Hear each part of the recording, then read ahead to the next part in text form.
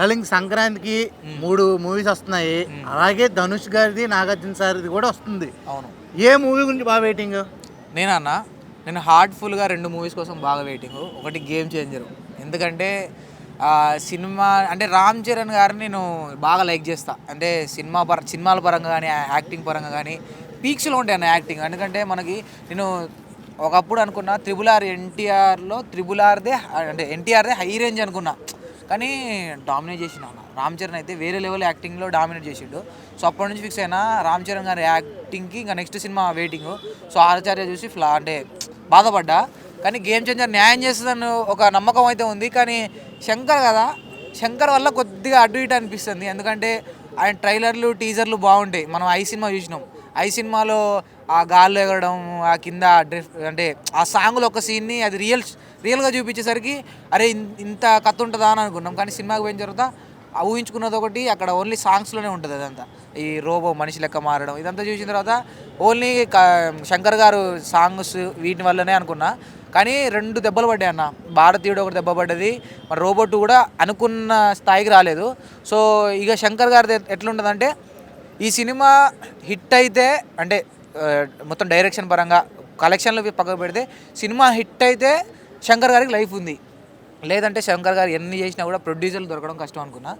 మళ్ళీ రామ్ చరణ్ గారు నమ్మారు కాబట్టి, ఒకవేళ సినిమాలో కథ లేకపోయినా రామ్ చరణ్ గారి యాక్టింగ్తో, ఆయన బాడీతో, ఆయన పర్సనాలిటీతో సినిమాని ఎక్కడికో తీసుకుపోతారని ఎక్స్పెక్టేషన్స్ అయితే ఉంది. సో అంటే రామ్ చరణ్ గారు అదే గేమ్ చేంజర్ అయితే చూద్దాం అనుకుంటున్నా. ఇంకొకటి మన దిల్ రాజు గారు చాలా కష్టపడ్డారు.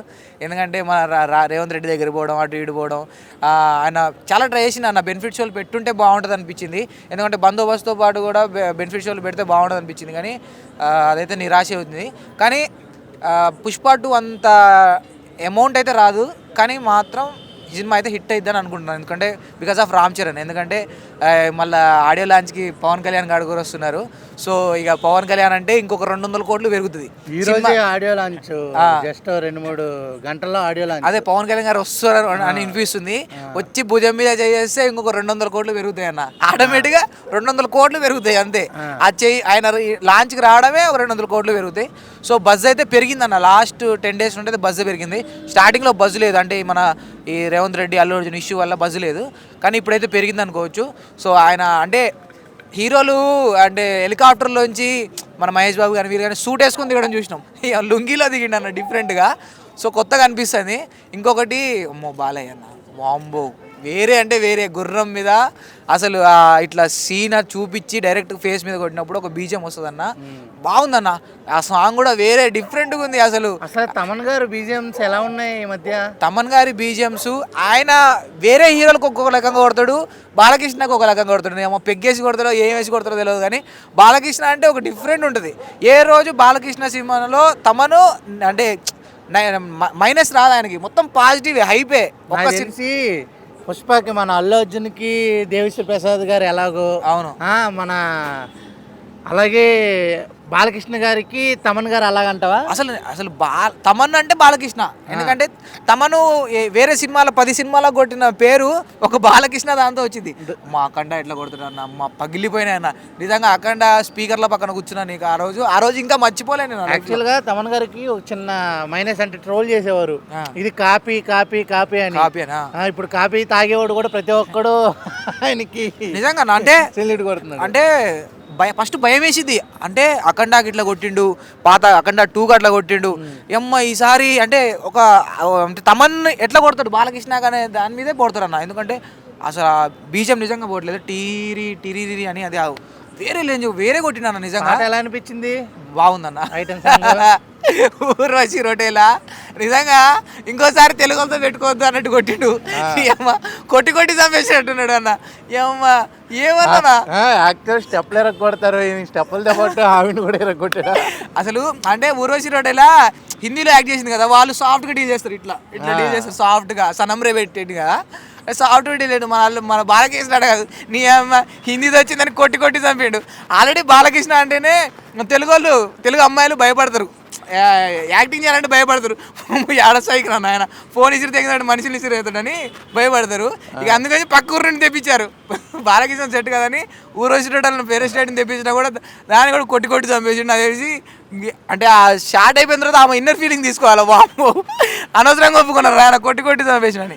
నిజంగా అసలు కాదు ఉన్న ఇప్పుడు ఈ 3 మూవీస్ సాంగ్స్ చూసుకుంటే డూప్ గానీ, జరగని గానీ, ఇప్పుడు ఈ సాంగ్ గానీ, గోదావరి గట్టు గానీ, తర్వాత వెంకి మామలో మన సంక్రాంతి అని చెప్పి ఒక మాస్ సాంగ్ ఒకటి. అవును, అలా సాంగ్స్ ఏ సాంగ్ బాగా ఎక్కింది నీకు? అంటే గోదావరి గట్టు మీద రామ అంటే ఆ సాంగ్ వల్లనే సినిమాకి ఎక్కువ పాజిటివ్ అయిందన్న. ఎందుకంటే డీసెంట్ సాంగ్, చాలా మంది ఎన్నిసార్లు గోగుల్ గారు 20 ఏళ్ళ తర్వాతే వచ్చారు కదా. అవును అవును, బాగిపోయింది. అవును, కామెడీ పరంగా మాత్రం వెంకటేష్ సినిమాకి ఫ్యామిలీ ఆడియన్స్ ఉంటారు. వాళ్ళు నువ్వు ఎన్ని చెప్పినా కూడా వాళ్ళు ఆ సినిమా ఖచ్చితంగా పోతారు. అంటే కామెడీ కొడుకు రామ్ చరణ్ దగ్గరికి వెళ్దాము, అలాగే తండ్రి బాలకృష్ణ దగ్గరికి వెళ్దాం అంటే మీ ఇద్దరు ముందు వెంకటేష్ గారి దగ్గర రండి అంటారు. లేడీస్ కంపల్సరీ అంటారు. లేకుండా 3 సినిమాలు కూడా చూడొచ్చు చెప్పలేం ఫ్యామిలీ ఆడియన్స్. అంటే అన్న ఇప్పుడు మన తెలుగు ఆడియన్స్ ఎట్లా అంటే ఎవరిని నిరాశపరచరు. అవును, నాకు తెలిసి చూడు 3 సినిమాలు హిట్ కొడతాయి, అందులో ఒక్కొక్కరు మినిమం 2 అయినా కవర్ చేస్తారు అన్న. ఎందుకంటే ఒక్క సినిమా కాదు, డిఫరెంట్ థీమ్స్ ఇవన్నీ. బాలకృష్ణ అది అదంతా మొత్తం హై రేంజ్ బాక్సులు బద్దలయ్యేటట్టు ఉంటుంది. గేమ్ చేంజర్ది మొత్తం బడ్జెట్ కనబడతా ఉంటుంది వెనక బ్యాక్గ్రౌండ్ అంతా. సంక్రాంతి అంటేనే ముగ్గులు మూవీస్.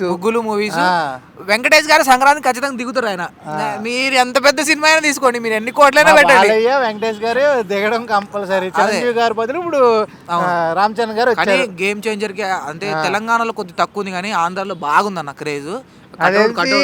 ఈ సంక్రాంతికి గేమ్ చేంజ్ అయిపోద్ది అనమాట. గేమ్ చేంజర్ మళ్ళా శంకర్ని ఇంకొకసారి ట్రోల్ చేయకుండా శంకర్ అయితే నిలబడుతున్నాను. ఎందుకంటే ఇంకోసారి ఆయన మీద ట్రోలింగ్ జరగకుండా, ఒప్పుకోకపోయినా కూడా శంకర్ది డిఫరెంట్ థీమ్. ఆయన ముందుకుంటాడు, అడ్వాన్స్ ఉంటాడు. రాజమౌళి ఏమో వెనక చరిత్ర వెనక్కి పోతాడు, ఈయనేమో ముందుకు పోతాడు. అలాంటప్పుడు అంటే మన జనరేషన్కి కొద్దిగా ఎక్కకపోయినా, అంటే మెసేజ్లు కొద్దిగా తీసుకోకపోయినా కూడా సినిమాలు మాత్రం వేరే రేంజ్ తీస్తున్నాను. చాలా బాగుంటాయి. అలాగే ముందుకు పోదాం మనం కూడా. Thank you. Happy Sankranti. Thank you. Bye. కదా ఏ సినిమా గురించి వెయిటింగ్? Game changer. సంక్రాంతికి వస్తున్నాం కూడా చూడాలని వెయిట్ చేస్తున్నాము. సంక్రాంతికి వస్తున్నాము, ఇప్పటికే ట్రైలర్ అది మామూలు పాటలు అవి బాగా హిట్ అయ్యాయి కాబట్టి ఇంకా గేమ్ చేంజర్ అయితే నిన్న విజువల్ ఫీస్ట్గా ట్రైలర్ రిలీజ్ చేశారు. శంకర్ గారు మార్క్ సినిమా ఈ 2025లో వస్తుంది.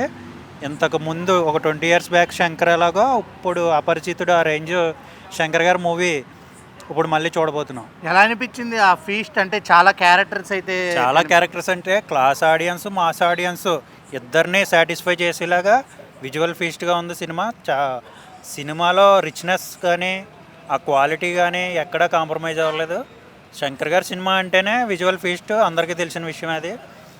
ఇప్పుడు ఎస్జే సూర్య గారు విలన్ క్యారెక్టర్ కానీ, రామ్ చరణ్ గారు ఇదేంటి మాస్ ఎలివేషన్ హెలికాప్టర్లో దిగే షాట్ కానీ, కత్తి పట్టుకొని హెలికాప్టర్లో దిగే షాట్ అయితే మాస్ ఆడియన్స్కి ఇంకా చెప్పక్కర్లేదు. ఇంకా థియేటర్ రచ్చ అయిపోద్ది.